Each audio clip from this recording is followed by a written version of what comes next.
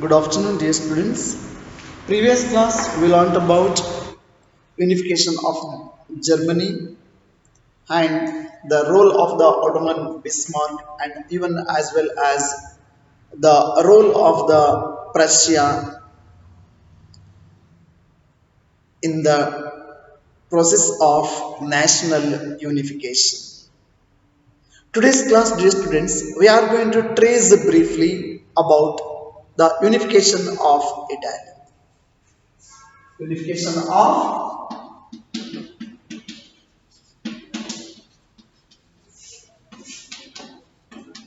Italy.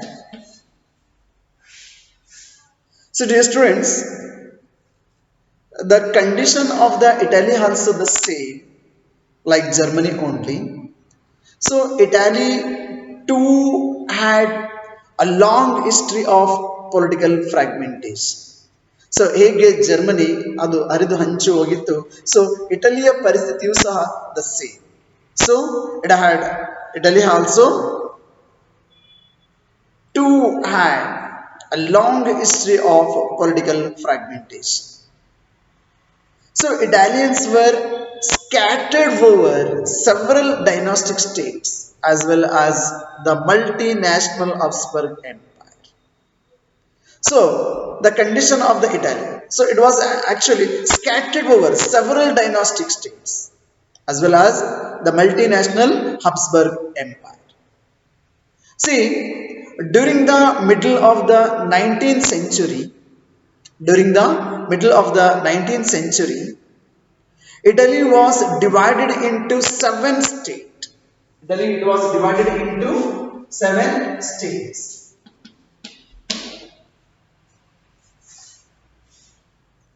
So here, in which only one, Sardinia Piedmont, it was actually ruled by an Italian princely house.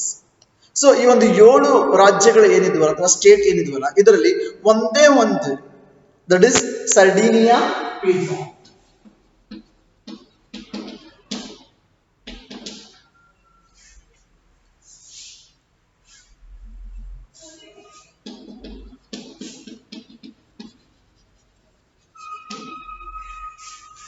So ಈ ಸರ್ಡಿನಿಯಾ ಪೀಡ್ಮೌಂಟ್ ಏನಿದೆಯಲ್ಲ ಇದು ಒಂದು ಮಾತ್ರ Italy ರಾಜಮನೆತನದ control ಅಲ್ಲಿ ಇರುತ್ತೆ. Out of seven states the only one state Sardinia Piedmont so it was under the control of Italian princely house. The north it was under Austrian Habsburgs.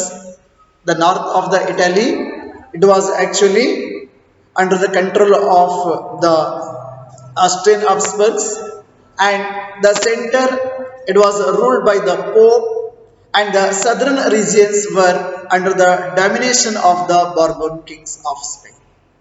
So like that, dear students, so the different regions were under the control of different multinational dynasties. So even the Italian language had not acquired one's common form and still had many regional and local variations also. Dear students, during the 1830s, we all of you knows that one of the revolutionary activities was actually founded or established secret societies such as Young Italy, Young Europe. So I hope you all of you remembered that is about Giuseppe Mazzini. See, during the 1830s, Giuseppe Mazzini had sought to put together a coherent program for a unitary Italian republic. He had also formed a secret societies which were called as a Young Italy and Young Europe for dissemination of his goals, to reach his goal. ಒಂದಷ್ಟು secret ಸೊಸೈಟಿಗಳನ್ನ ಸಹ ಅವರು ಸ್ಥಾಪನೆ ಮಾಡ್ತಾರೆ. ಆ secret ಸೊಸೈಟಿಗಳ ಮುಖಾಂತರ so ಆ ಕ್ರಾಂತಿಕಾರಿ ವಿಚಾರಧಾರೆಗಳು ಏನಿರುತ್ತಲ್ಲ, ಆ ಕ್ರಾಂತಿಕಾರಿ ವಿಚಾರಧಾರೆಗಳನ್ನ ಅವರು ಹರಡಿ ಸೊ ಇಟಾಲಿ ಯೂನಿಫಿಕೇಶನ್ ಅಲ್ಲಿ ತಮ್ಮದೇ ಆದಂತಹ ಕೊಡುಗೆಗಳನ್ನ ನೀಡ್ತಾರೆ. The role of the Joseph Mazzini in this unification process really it's vital one.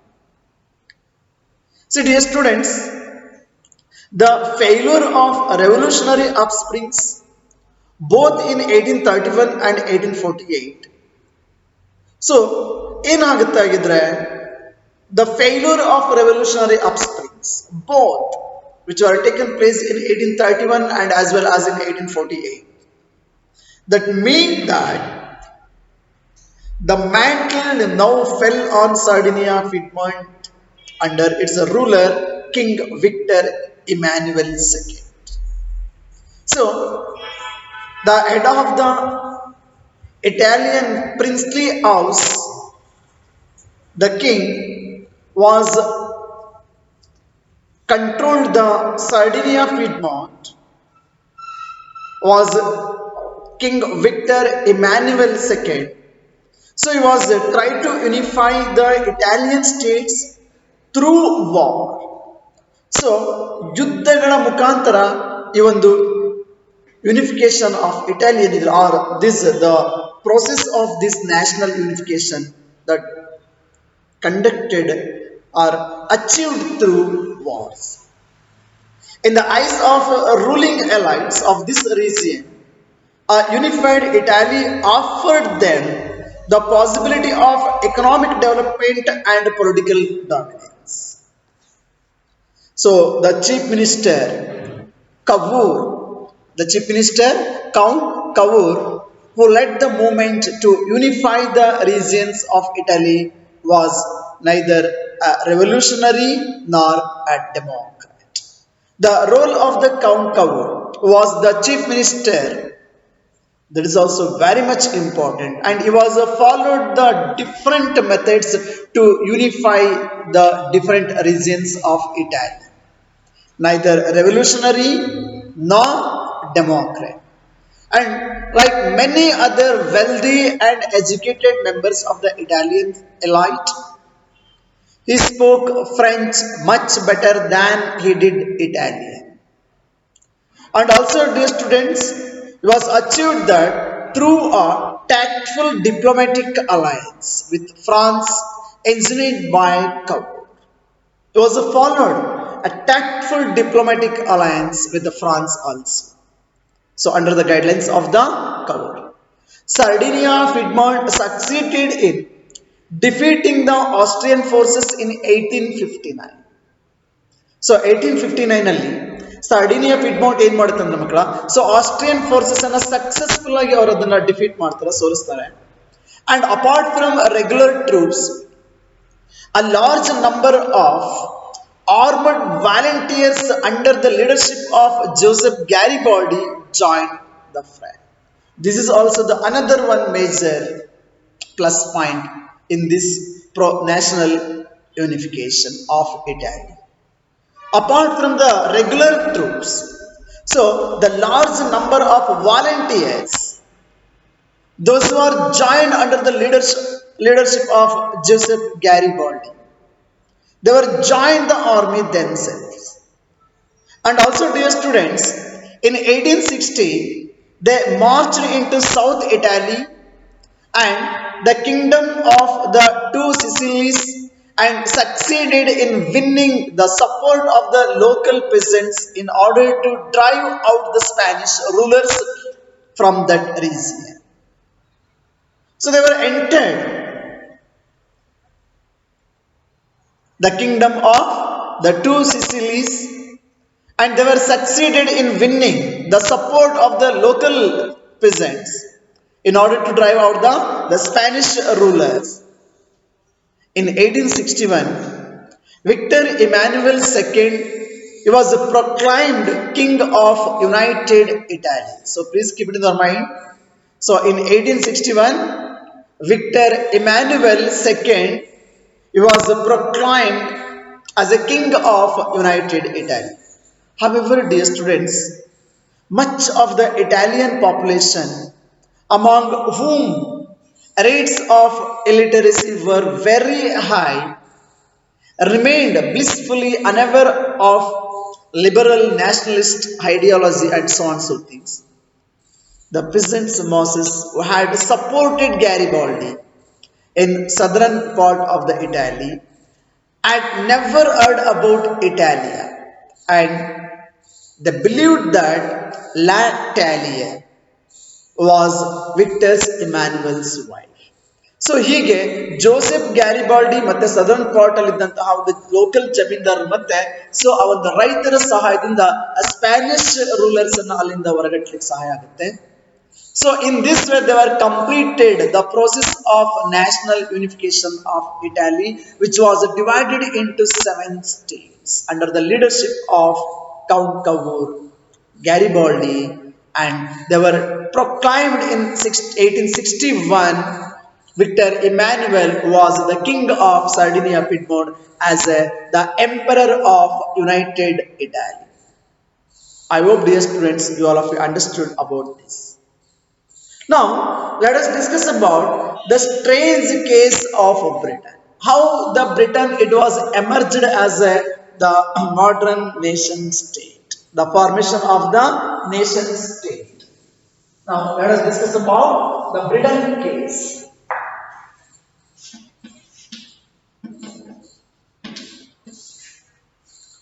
See, the model of the nation or the nation state, some scholars have argued, is Great Britain.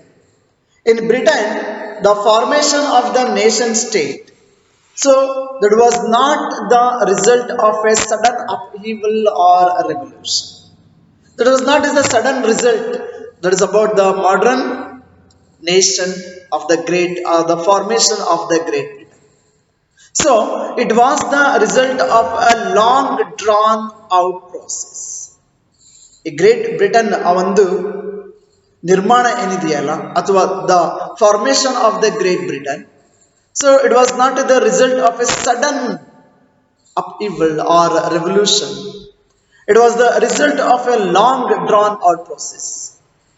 There was no British nation prior to the 18th century. So prior to the 18th century, there was no British nation. So the primary identities of the people who inhabited the British, those were called as R. That is here actually, that means R. That means highlands. So these R were ethnic ones. Already I explained about the ethnic relates to a common racial, tribal or cultural origin or background that a community identifies with or claims. That we used to call as the ethnic groups. So here who inhabited the British were ethnic ones such as English, Welsh, Scot or Irish. All of these ethnic groups had their own culture and political traditions. Each groups, even the English also, even the Welsh, even the Scottish, even the Irish also. So they were all having their own cultural and political traditions. But as the English nation steadily grew in wealth and importance and power, that grew. So ಇಲ್ಲಿ English ಅವರು ಅಥವಾ English island ಏನಿದ್ರಲ್ಲ, so ಆ ಒಂದು group, ಆ ಒಂದು ethnic group, they were developed, they were grieve in wealth also and importance and power, and it was able to extend its influence over the other nations of the islands also. They were become very powerful and influence. The English Parliament, which had seized power from the monarchy in 1688 at the end of a protracted conflict. It was the instrument through which a nation state with England at its center came to be forged. The Act of Union 1707 between England and Scotland, this is very much important, so please keep it in your mind. The Act of Union 1707 between England and Scotland that resulted in the formation of United Kingdom of Great Britain. United Kingdom of Great Britain. That means, in effect, that England was able to impose its influence on Scotland. The British Parliament was henceforth dominated by its English members. The English Parliament, the England Parliament, it was dominated by the English members. The growth of the British identity meant that Scotland's distinctive culture and political institutions were systematically suppressed. The Catholic clans that inhabited the Scottish Highland suffered terrible repression whenever they attempted to assert their independence. The Scottish Highlanders were forbidden to speak their Gaelic language or wear their national dress, and large numbers were forcibly driven out of their homeland also. So in this way, the English people, they were completely suppressed the Scottish people, and they were completely so spoiled, destroyed their culture and then political institutions in a systematic way. Then what about Ireland fate, students?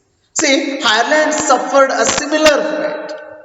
It was a country deeply divided between the Catholics and the Protestants, which were the two major categories of the Christianity. So there, Catholics and Protestants. See here, the English helped the Protestants of Ireland to establish their dominance over largely Catholic country. Of course, dear students, the Ireland, it was actually the majority one is Catholic, and the numerically, but here the English, they were supported to the Protestants to dominate over largely Catholic country. So Catholic revolt against British dominance were completely suppressed. After a failed revolt led by Wolfe Tone and his United Irishmen in 1798, Ireland was forcibly incorporated into the United Kingdom in 1801. So there was no way. So ಅನಿವಾರ್ಯವಾಗಿ 1801 ನಲ್ಲಿ so Ireland so United Kingdom ನ ಒಂದು ಭಾಗವಾಗಿ ಇರಬೇಕಾಗುತ್ತೆ. A new British nation was forged through the propagation of a dominant English culture in a systematic way. The symbols of the New Britain, that is about the British flag, that is Union Jack, and even the national anthem, that is about God save our noble king, and even the English language also. So these were all actively promoted, and the older nation survived only as subordinate partners in this union. I hope, dear students, you understood this. So what happened? So the British dominance were suppressed the Catholic revolts, and after failed revolt which was led by Wolfe Tone and his United Irishmen in 1798, Ireland, it was forcibly incorporated into the United Kingdom in 1801. Then afterwards, a new British nation was forged through the propagations of a dominant English culture over Ireland. The symbols of the New Britain, that is about the British flag, Union Jack, and the national anthem also, that is God save our noble king, and the English language. So these were all actively promoted, and the older nation survived only as a subordinate patron, only subordinate in this union. So in this way, dear students, we can know about the formation of United Kingdom of Great Britain or UK.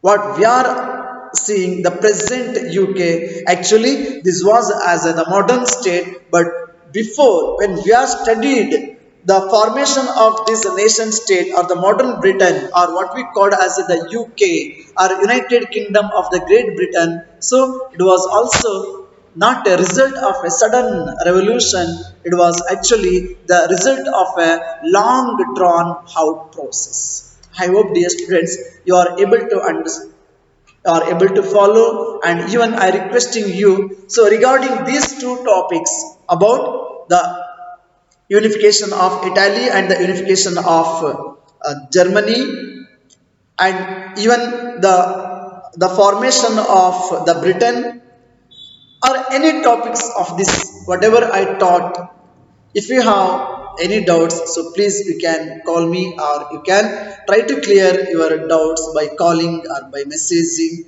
And after the examination, if you are going to clarify, of course you are clarifying, that is also helpful, but I requesting you before exam, so better to clear your doubts. Thank you, have a nice day.